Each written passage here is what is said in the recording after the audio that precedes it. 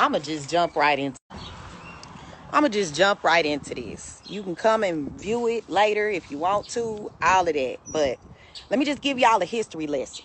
Okay, I'm seeing a whole lot of this. The Confederate flag is not hatred, it's history, or it's heritage, or it's whatever you believe. That is a lie. And I'm about to tell you why it's a lie. Okay? The Confederate States had three flags. Okay? They had one flag at first that did not have the bars and stars, as they call it. Okay, the hateful banner, because that's what it is. Okay, it's hateful. I don't care what you say to anybody of color. It says, hey, I ride with the Klan. That's what it says to us. So the Confederate States had three flags. They adapted the bars and stars was the second one. And then they moved it to the bars and stars in the corner. Hey, Chrissy, you already know this because I taught this in class. Had the bars and stars in the corner like the Mississippi state flag or the Georgia state flag. Okay, well, this is the deal. The Confederate States wanted to separate from the Union because they were adding other states that were not slave states. And then when they found gold in California, those plantation owners was like, hey, we can go to California and take our slaves and they can mine all the gold. And then we can continue to make money hand over fist. That is the real reason that the South seceded, because they wanted New Mexico, Arizona, Nevada, all those states south of the Mason-Dixon line to be slave states, agricultural states.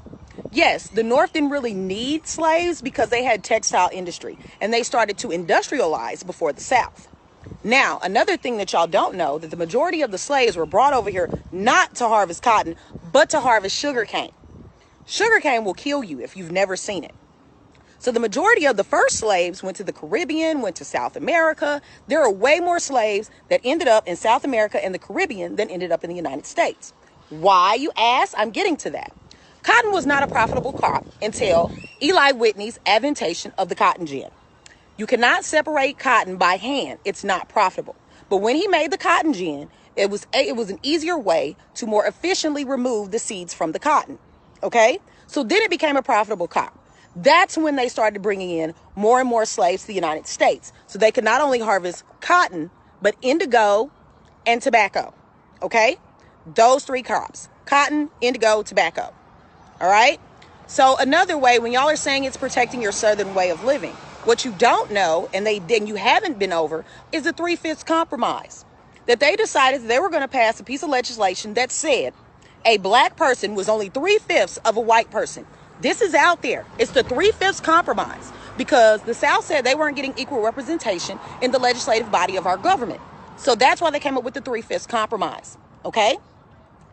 Blacks and slaves in the North weren't treated as badly as they were in the South, but it was still slavery either way. Okay? So the North is kind of like, we don't really need slaves. We have servants. A lot of the indentured servants that came over here, their families went to the North, okay? Because of the industrialized economy they had up there, and there were other jobs they can get. Yes, I understand all whites in the South did not own slaves, but they wanted to protect the institution that made black people subservient to them. So I've seen kids say slavery for 400 years was a choice. Oh, it was a choice? Y'all don't know what happens when a slave rebellion was shut down. Y'all know about buck breaking? Or do you want to touch on the other thing that I'm not mixed directly, but y'all aren't ready for that conversation? My lighter skin bears the scars of slavery. I am this complexion because of slavery. My mom is my complexion because of slavery. If you think I'm lying, go to McGee, Mississippi. Everybody that's a Womack is related. Black, white, other. We're all related because of that thing right there. Okay? Back to this flag in NASCAR. Okay, you say it's heritage and that's what it reflects for you. But for me, it represents the Klan. When the Klan came into power, when they were created, they were created to be the spooks of the dead Confederate soldiers that had died to preserve this peculiar institution that is known as slavery in the Southern way. So when the Klan decided they were going to be Klansmen and they were going to wear the robes because they were supposed to be ghosts, spooks, and they were going to fly the battle flag, which is now what y'all have popularized, the Confederate flag. It's racist. It's purely and unadulterated racism. I work at a high school. My second year at this school, there was a young lady that decided that she was going to tie a Confederate flag onto her backpack. She was only there for a little while and she left. I mean, it's up to you if you want to fly that. But I'm not going to say we are not our ancestors. We have more moxie, we have more spunk, and we don't do it like in the peaceful manner. We tried peace. That didn't work for y'all. So now they want to tear some stuff up. I mean, it worked in France with the Revolutionary War. You know, the poor will get tired and eventually they'll eat the rich. And we're tired. We're tired of this. We're not second-class citizens. We're not second-class individuals. And that flag is hateful. They do not fly any Nazi propaganda in Germany. Why? Because the Nazis lost. But in the United States, the Confederate flag still flies. Confederate monuments are still standing in the South. It's not okay. It's not okay. And today, on the day that Medgar Evers was slain in Jackson, Mississippi, yes, the first slain civil rights leader was Medgar Evers. And then it was Malcolm X and then Martin. All right? Medgar would have been bigger than Martin. I promise you that. Okay? I graduated from the school that created him, that was founded by Hiram Rebels, one of the first senators elected in the state of Mississippi after Reconstruction. See, what you don't know is that during Reconstruction, that's when a lot of black wealth was built from the ground up. Tulsa, Rosewood, all these places that they came into and destroyed. And when they did it, they flew the banner of the Confederate flag. So when you say it's about heritage, it is not about hate. That flag is literally drenched in my people's blood. Whether they be black or Indian, the Klan didn't discriminate. They took them all. They don't care. I have an aunt. She was born in Mexico. She's Mexican. I love her to pieces. I don't like any of this. None of this is okay. None of it. Okay? And I found the easiest way to get in and destroy the system. I'm a history teacher. Yes. I love what I do. Yes. Do I teach all the teaks? Yes. But then I add a little extra in. Put a little seasoning on it. You know what I'm saying? Because if there's something that you want to find out or research, just open a book. Please, just open a book. I want to educate y'all and I want to help y'all. But if you don't listen and you still say it's about heritage, it's about hatred. Okay? Hatred. There's no other way around it. It's about hatred. And we're trying to educate y'all, even though it's not our duties to educate you. It's not. But it is your duty to look and consider other people's feelings. That flag is racism. That flag is hatred. That flag it's got eugenics all over it. A lot of y'all don't know what that is, but the Germans tried to employ that during the final solution when they wanted to eliminate the Jews. So until we address this ugly, ugly, ugly stain that we have on our country, it's going to continue to be like this. Don't tell me that you don't see color. Because if you say that, then you're saying that I'm going to discount what you are saying as an African American because I don't see color. Yes, systemic racism still exists. And then you're going to say, well, you're doing just fine. You know why I'm doing just fine? Because every woman in my lineage has a degree. Okay? My great-grandmother had to learn to speak Spanish so she could get a job as a janitor after having a master's degree. I was told at 10 years old by my great-grandmother that I couldn't go swim in a pool that was down the street from her house. Okay? Big, beautiful antebellum house that we stayed in Port Gibson. And I couldn't go to that pool at 10 years old. I'm 35 years old. That's not okay. There are things still going on in the United States today. And every time you say that flag is not hate but heritage, it's hateful.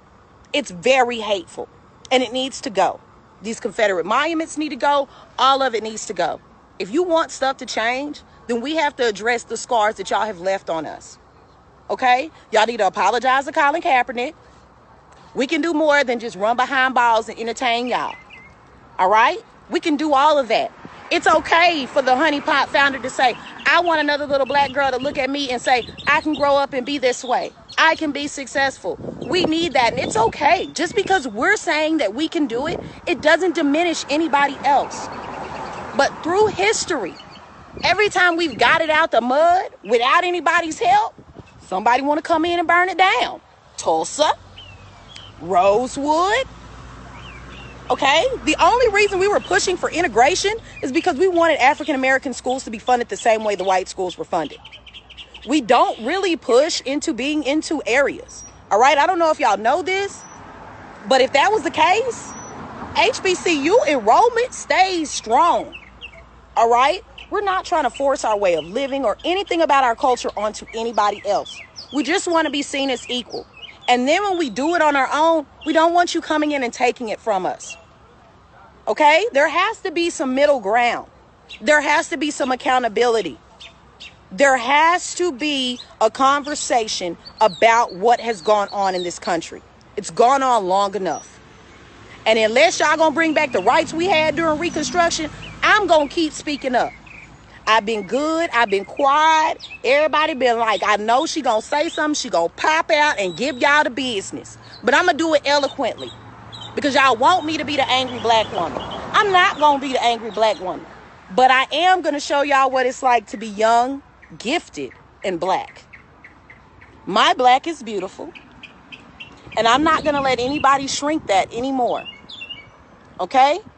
I am created and crafted beautifully by our maker. He decided he was going to take a little pinch of sugar, some honey, some sage, some mocha, everything, and create what you see. My hair is magic and my skin doesn't age. And I want y'all to understand that genuinely, black people, African Americans, we are so forgiving and loving when we shouldn't even be. But we are. Don't fear our equality because we're not going to do y'all like y'all did us. We're better than that. And we've proven that for the last, 500 something years. So when you tell us to just get over it, how about you become oppressed for 500 years and then say, just get over it. Okay? Okay? So I hope y'all learned something from this. You can share it. You can do whatever you need to do. Because this is something that needed to be said. And I might have been the right person to say it. So I hope I've helped you and educated you. All right? So y'all go be good humans to each other. I'm out. Check out the nails. Yes, Lauren Slaves.